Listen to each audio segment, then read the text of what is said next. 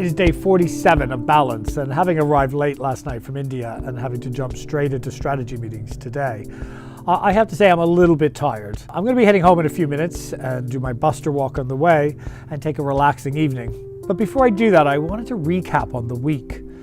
Because this week has actually added on to the last week and the last week. And each week I've been gaining more and more perspective, not about how fit and healthy I become over these 47 days, much more about how unbalanced my life has been. You know, when I look at each one of the, what I call buckets, I seem to fill it up and then all the water drains out of it. Whether that be my work bucket, my social, my health, my diet, I seem to be living in a world of extremism. So taking everything and pushing it all into one until that bucket runs dry.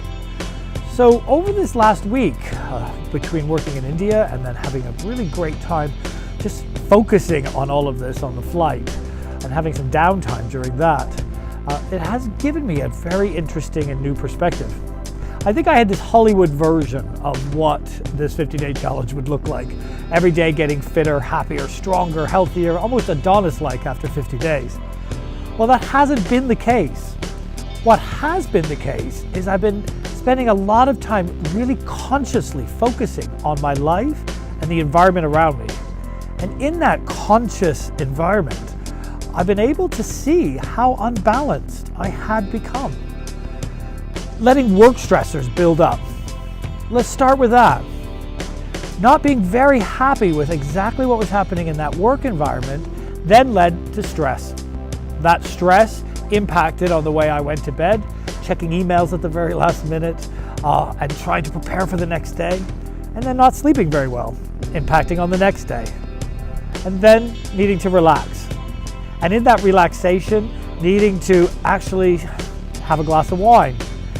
Eating unhealthily, it was very much about how each one of those buckets start to run a little more dry. So I think what I have really recognized, especially over this last week, is areas that I need to focus on after these 50 days.